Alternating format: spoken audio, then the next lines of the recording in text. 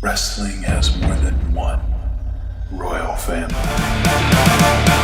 You can't see me, my time is now. I hear voices in my head thinking. Here we go. এখন তো একটা জিনিস মানতেই হবে যে ডাব্লিউডব্লিউইতে রেসলিং বাদে বাকি সব কিছুই হয়, আর রেসলারদের থেকে যারা আসলে মেয়েবাজি করে তারাই বেশি এখন লাভ হেতে রয়েছে। অস্টিন থিওরিকেই দেখে নাও, রেসলিংয়ে কিছু হলো না, পুশও পেলো না, খালি অ্যাচিভমেন্টের নামে ট্যাগ টিম টাইটেল বারবার যেতে আর হারে।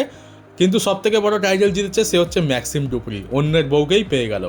আর অপরদিকে রয়েছে ডমডম ভাই ছক্কা, সে কার বউকে পেয়েছে জানি না, তবে লিভ মর্গান খুবই সুন্দর একটা মহিলা, তাকে কোলে করে নিয়ে ঘুরে বেড়াচ্ছে।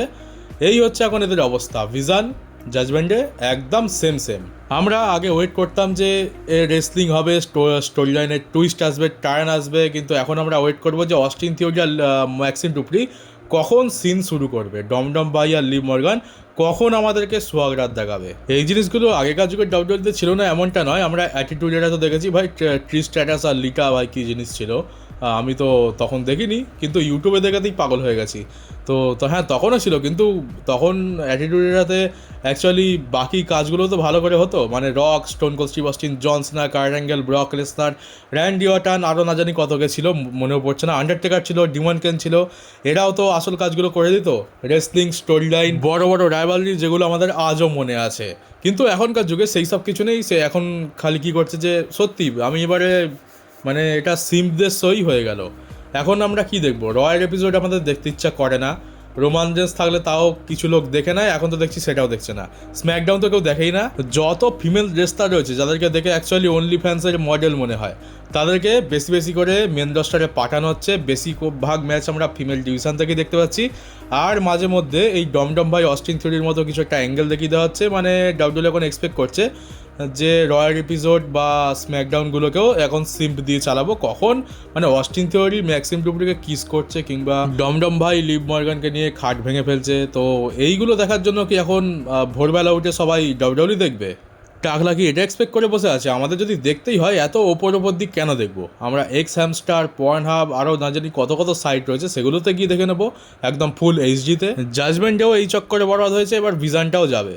আর এবার তোমাদেরকে একটা স্টারের কথা বলি, জঙ্গল বয় জ্যাক পেরি, সে কি ডাব্লিউডব্লিউইতে আসতে চলেছে। তো তোমাদের বেশ কিছু সময় আগে বলেছিলাম যে জ্যাক পেরির কন্ট্র্যাক্ট শেষ হতে চলেছে, আর সে কন্ট্র্যাক্ট রিনিউ করেনি।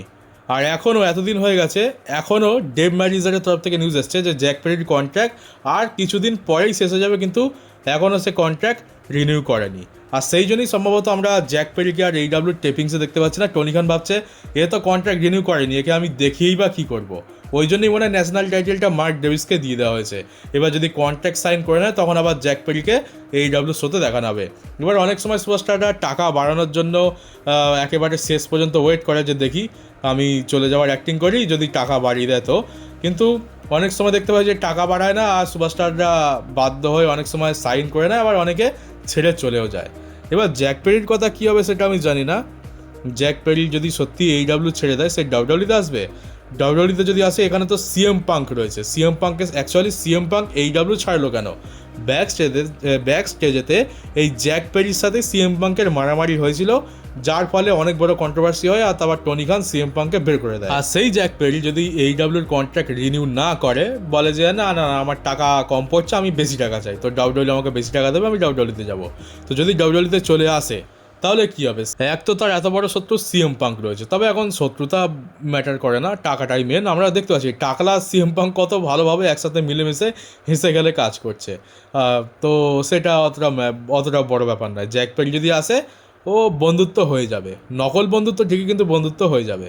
কিন্তু প্রশ্ন এটা যে জ্যাক পেরি কি এত বড় ভুল করবে আদৌ? রয় স্কিজের এত ভালো বডি থাকা সত্ত্বেও সে কী করছে আমরা জানি না। আর জ্যাক পেরির তো ভাই বডিও নেই। আমার মনে হচ্ছে জ্যাক পেরি যদি ডাব্লিউডব্লিউইতে কখনো আসে, ওই অ্যাক্সিয়াম ফ্র্যাক্সিয়াম আছে ওরকম টাইপেরই হবে। আর নাহলে সেই অ্যাডাম কল মনে আছে তোমাদের? অ্যাডাম কল NXT-তে কাঁপিয়ে দিয়েছিল, কিন্তু মেন রস্টারে আসার পর তাকে ঝাঁট বরাবর ইজ্জত দেওয়া হয়নি, বলছে যে এ কীরকম রেসলার, এত বেশি নাটা আর এত বেশি রোগা। তো জ্যাক পেরিরও তো সেই একই হাল, হাইট আর চেহারা দুটোই নেই। তো সে যদি আসে, তার হাল ওই অ্যাডাম কোল, অ্যাক্সিয়াম ফ্র্যাক্সিয়াম ওদের মতোই হবে। এই ধরনের রেসলাররা যারা হার্ডকোর রেসলার কিন্তু তেমন কোনো চেহারা নেই বা পাওয়ার নেই, তারা AEWতে বেশি ভালোভাবে কাজ করতে পারে। তোমরা ডার্বি অ্যালেনকে দেখো, এমনকি অ্যাডাম কোল নিজেও এইডাব্লিউতে গিয়েই অনেক বেশি সাকসেস পেয়েছে। এছাড়া এইডাব্লিউ রোস্টারে এমন রেসলার ভর্তি পড়ে আছে যাদের তেমন কোনো চেহারা নেই, কিন্তু তারা তাদের রেসলিং স্কিলের জোরে টিকে আছে, আর তাদেরকে আজ আমরা বড় রেসলার হিসেবে কনসিডারও করি। কিন্তু জ্যাক পেরি জানি না কি করতে চলেছে, এর মাথায় অ্যাকচুয়ালি কি চলছে, আর এর জন্য সম্ভবত বেশি দিন ওয়েট করতে হবে না, কন্ট্রাক্ট তো খুব তাড়াতাড়ি শেষ হতে চলেছে, তো আমরা জানতে পেরেই যাবো যে কোন দিকে সে যাচ্ছে। আর এই যে তোমরা একটা স্টোরি দেখতে পাচ্ছ, বেকি লিঞ্চ স্যামি জেনের জন্য কি পোস্ট করেছে, লিখেছে স্যামি ওয়াজ রবড, মানে স্যামিকে তো ডাকাতি করে নেওয়া হয়েছে। এটাও ঠিক যে বেকিলি, এটা স্টোরি লাইন দিক দিয়ে দেখতে গেলেও ঠিক আছে যে এই বেকি লিঞ্চ সিএম পাঙ্ককে পছন্দ করে না, সেথ রলিন্সও সিএম পাঙ্ককে পছন্দ করে না, তো সিএম পাঙ্ক স্যামিকে লুটে নিয়েছে।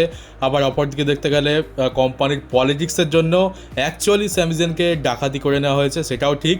আর স্যামিজেনের তো খুব ভালো বন্ধু হচ্ছে বেকি লিঞ্চ, সেটাও আমরা জানি। আর শুধু বেকি লিঞ্চ বলে নয়, ডাব্লিউডাব্লিউর এমন কোনো রেসলার বাদ নেই যে এটা নিয়ে টুইট করেনি। তবে হ্যাঁ, বড় বড় রেসলার বাদ দিয়ে বলছি, যেমন রোমান রেন্স, কোরি রোডস, ব্রক লেসনার তো যাকে ও তো সোশ্যাল মিডিয়া ইউজ করে না, এদের মানে বড় বড় রেসলারটা কিছু বলেনি। বড় বলতে আমরা সেথ রলিন্স, বেকি লিঞ্চ, ড্রু ম্যাকিন্টায়ার এদেরকে দেখতে পাচ্ছি, কেভিন ওয়েন্সকেও দেখতে পাচ্ছি। এছাড়া বেশিরভাগ সব মিড কার্ড ডিভিশন আর লোয়ার কার্ড ডিভিশন থেকেই দেখতে পেয়েছি। আর এমনি তো স্যামির সাথে যেটা হয়েছে সেটা নিয়ে তো লাখ লাখ লোক রিয়াক্ট করছে, কজনকে ছেড়ে কজনকে দেখবে। আর এই ডাব্লিউডাব্লিউ কতটা বেশি নির্লজ্জ হতে পারে সেটাও আমি আজকে সকালবেলা দেখতে পেলাম। তো স্যামির একটা ভিডিও পোস্ট করেছে যেখান থেকে সে মানে চ্যাম্পিয়নশিপ হেরে যাওয়ার পর ব্যাক স্টেজেতে যাচ্ছে, যেখানে স্যামি ক্যামেরার দিকে তাকিয়ে খুবই ফ্রাস্ট্রেটেড হয়ে বলছে যে আমি 24 বছরের আমার ক্যারিয়ার, এত বছর ধরে আমি পাই পাই করে ইঞ্চি ইঞ্চি করে আমি এগিয়েছি, আমি অনেক পরিশ্রম করে এই জায়গায় এসেছি, আর শেষ পর্যন্ত আমি কী পেলাম, 9 দিনের টাইটেল রেন, আমি সত্যিই খুবই হতাশ। এই বলে সে ক্যামেরার সামনে থেকে চলে যায়। আর ডাব্লিউডাব্লিউ নির্লজ্জের মতো এটা আবার পোস্টও করেছে, মানে তোমরাই অ্যাকচুয়ালি স্যামির এত খারাপ অবস্থা করেছো, স্যামিকে দিয়ে আবার সেটা ক্যামেরাতে বলাচ্ছে। এমন তো না যে স্যামি নিজে থেকে বলছে, তাকে তো বলতে বলা হয়েছে, নাহলে ডাব্লিউডাব্লিউ তো ওটা রেকর্ডও করতো না। আর ডাব্লিউডাব্লিউ নিজেই পোস্ট করেছে সেটা সোশ্যাল মিডিয়াতে। মানে কি সব চলছে, এরা কি ভেবে রেখেছে রেসলারদের, নিজেরাই খারাপ করবে আর নিজেরাই সেটাকে জবরদস্তি স্বীকার করাবে। আর আমরা কিছু সময় আগে আনরিয়াল ডকুমেন্টারিতে এলএ নাইটেরও ঠিক একই অবস্থা হতে দেখতে পেয়েছিলাম। এলএ নাইটের মুখটা দেখে সত্যি খারাপ লাগছিল, কিন্তু স্যাড রিয়ালিটি হচ্ছে যে ফ্যান্স আমরা দুদিন পর ভুলেই যাবো যে স্যামির সাথে অ্যাকচুয়ালি কী হয়েছিল। এই যে সিএম পাঙ্ক ভার্সেস কোডির ম্যাচটা আমাদেরকে সামারস্ল্যামেতে দিয়ে দেবে, তারপর আমরা ভুলেই যাবো যে স্যামি চ্যাম্পিয়নশিপ জিতেও ছিল আর তার সাথে খারাপও হয়েছিল। যেমনটা ঠিক আমরা ড্রু ম্যাকিন্টায়ারকে ভুলে গেছি, যে কোরি ভার্সেস ড্যান্ডির ম্যাচ তো পেয়েই গেছি, ড্রু ম্যাকিন্টায়ারকে মনে রেখে কী হবে। আর তারপর সেমাস তো ডাব্লিউডাব্লিউ কোম্পানি ছেড়ে চলে গেল, যেটা খুবই ভালো একটা জিনিস। তো ড্রু ম্যাকিন্টায়ারও তাকে ট্রিবিউট দিয়ে দিয়েছে। এই ফটোটা দেখতে পাচ্ছ ড্রু ম্যাকিন্টায়ার আর সেমাসের বহু পুরোনো কাল আগের ফটো। আর আমরা দুটো ইমোজি দেখতে পাচ্ছি, ওই পাতাটা ওটা তো আয়ারল্যান্ড রিলেটেড, আয়ারল্যান্ডকে রিপ্রেজেন্ট করে। আর বার্গার, তো বার্গার কি সেই তোমাদের নিশ্চয়ই মনে আছে যে সেমাস যখন একবার রিটার্ন করেছিল, সে মোটা হয়ে এসেছিল ভুঁড়িয়ালা সেমাস, তো তখন বলেছিল যে ব্যাঙ্গার আফটার ব্যাঙ্গার নয়, বার্গার আফটার বার্গার।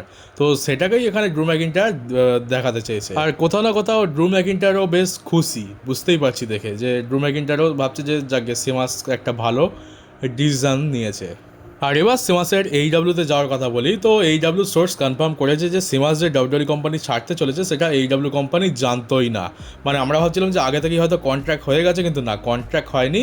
এইডাব্লিউ এখনই জানতে পারলো আমাদের মতো যে সেমাস কোম্পানি ছেড়ে দিচ্ছে। আর সিজারও সেমাসের tag team partner, we are the bar, তো সিজারও এখন খুব পুশ করছে, টনি খানের সাথে কথা বলছে যে সেমাসকে নিয়ে এসো আমাদের কোম্পানিতে। তো সিজারও চায় যে সেমাস কোম্পানিতে আসুক, আর অবশ্যই আমার তো মনে হয় টনি খান রাজিও হয়ে গেছে, সেমাস যাচ্ছে, আর কিছুদিনের মধ্যেই আমরা তাকে এইডাব্লিউতে দেখতে পাবো। আমি তো চাই অল ইনের মধ্যেতেই সেমাস চলে আসুক, ওটা একটা অনেক বড় মোমেন্ট হবে। আর আমরা যে বলছিলাম এজের সাথে রিইউনিয়ন হবে, ক্রিস জেরিকো তার এত ভালো বন্ধু সেখানে রয়েছে, আর সিজারও রয়েছে তার ট্যাগ টিম পার্টনার। একসময় সিমাস আর সিজারও আমাদের কত এন্টারটেনই না করেছে। যখন প্রথমবার আমার মনে আছে সিমাস আর সিজারোর টিমটা বানানো হয়, আমি ভাবছিলাম যে কী বানিয়ে দিয়েছে, কী ফালতু, কিন্তু তারপর এরা দুজন মিলে যা এন্টারটেন করেছে, আমার তো ফেভারিট ট্যাগ টিম হয়ে গেছিলো একটা সময়।